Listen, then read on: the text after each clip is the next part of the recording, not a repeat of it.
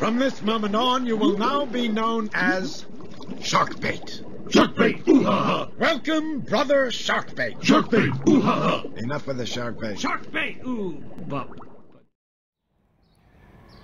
What's up, YouTube? This is D, and you might be wondering, hey, why is he shooting a picture of the sky? Well, I'm bringing you my springtime daybreak into the container pond video with an update on the container pond, and it is its first inhabitants. So first, let me tell you a little bit about the pond. I'm going to tell you why it is situated the way it is, and it is a little rusty, yes, but I'm going to give you good reason why. First and foremost, a lot of people are saying, yo, D, you should lay it the long way instead of having it sticking out like that. And I'm going to tell you why I did that. So to answer the first question, I didn't lay it vertical that way because underneath my grapevine becomes very, very, very thick with vegetation. My tulips grow very high. The hydrangea is coming up, and I did it last year and crossed that whole corner, and by July I could not get under this bush to even see what the fish were doing. And for you guys that are creeped out by bugs, I do get spiders under this. So that's two reasons why I did not lay it the long way, is because it gets hard to get to in the spring, and this way it's easy for me to walk between here and get to any part, long or short, without getting and going through a whole lot of hassle.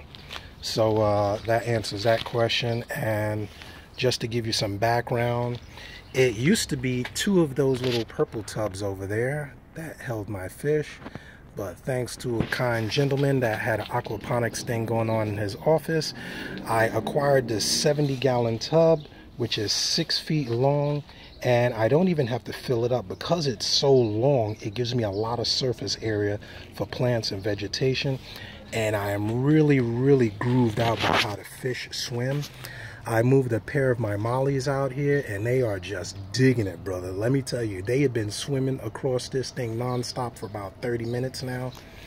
And when you put fish outside in the container pond, usually the first 2 to 3 nights are the real testament to how well the fish are going to do.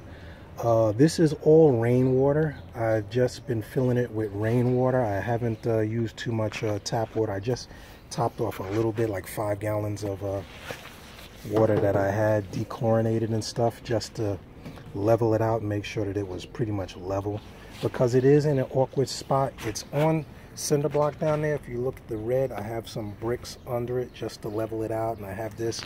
I'm gonna probably frame this up to make it look a little better, but this is just a summer project. I usually drain it and donate all the plants and the fish at the end of the season, so it's not really a permanent place. I wanted to basically see how it works. So if it works out this year, next year I'll probably build something more attractive and more long-term. But 70-gallon tub. It is powered by the sun, which means I don't have any power running to it.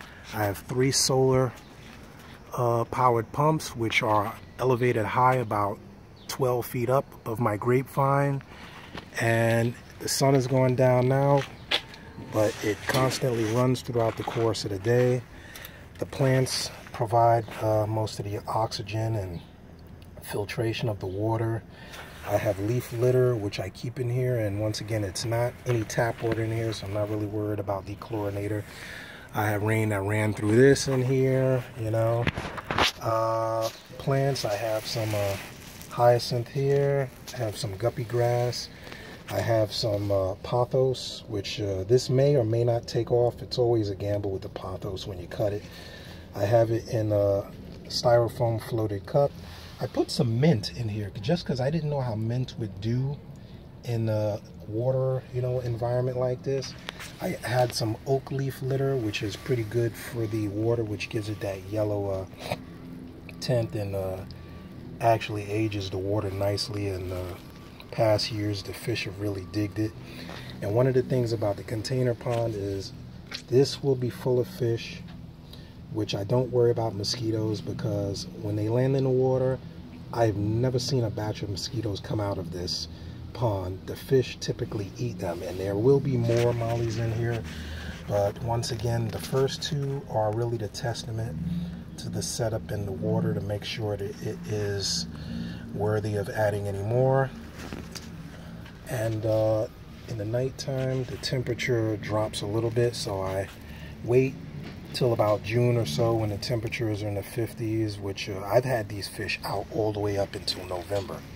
So they're pretty hardy and don't have any problems with the transition of the temperature. There's no heaters in here. Once again, it's only powered by the sun and plant filtration. So you know, like a challenge, man. Reefs challenge, freshwater challenge, breeding challenge. I like a challenge because it is that which makes us learn more through challenging ourselves. I put some shrimp in here, some glass shrimp, just to see how they would do, and I completely lost track of them. They're very hard to see, so I don't know if they've kicked the bucket or if they're just in the mix somewhere and I don't see them. And that's it. So bringing you guys along for the ride, and maybe you can help me pick out a name for these two. It's a male and a female marble, one white molly and a marble. I love the marbles because they're easier to see. If it wasn't for that one, I probably wouldn't be able to find them in this thing because it's so long. But it's really awesome. I really get a kick out of watching them swim back and forth in comparison to just having a circular pond, you know, like the ones that go in the ground. And actually, to answer another question, the reason I have these little plexiglass covers is because I get squirrels, possums, birds, cats, everything that wants to go in the yard goes in my yard. So these are very heavy. I'm gonna try to do it with one hand. I don't want to break the damn thing, which would really aggravate me, but they slide on nice and easy. Nothing's gonna move them. They keep excess rainwater out, and that's all to it. Just slide it in there. Boom, boom, boom. Nice cover, clear, easy to see. And I just found these on recycle day, and it fit the pond. I have another one there, but that one is semi-frosted, so it kind of peeved me out because I couldn't see clear through it. So I'll find something to do with that. I'm thinking of building a greenhouse for my tomatoes and my blueberries and things so that the animals don't get it. So maybe I'll use that as a side panel or something. But yeah, everything is chilling. It's my update for today. If you got any questions or comments, leave them below. I'd love to hear from you guys. And I will give you an update in another day or so to see how these guys are doing. And if you can find a name for me, male and female, I appreciate it. Because I don't know what to call these guys. It was kind of a, I don't know. I was thinking of Boris and Natasha. Because one is like, has the black hat, like the old, for you old timers that remember Boris and Natasha. Let me know what you think of that. And it's cool, man. These guys are like having a good old time, man. The fish store, they're in a 10-gallon tank. These guys got 6 feet to swim in, so they're definitely digging it. So until next time, I'm going to sign off with that. Click the subscribe button. Give me a thumbs up if it ain't too much trouble. And if not, no problem. The world shall spin on. So this is D signing out, man. Thank you, everybody. And I'm out. See ya. Try to get outside, for Christ's sakes, at least for an hour a day.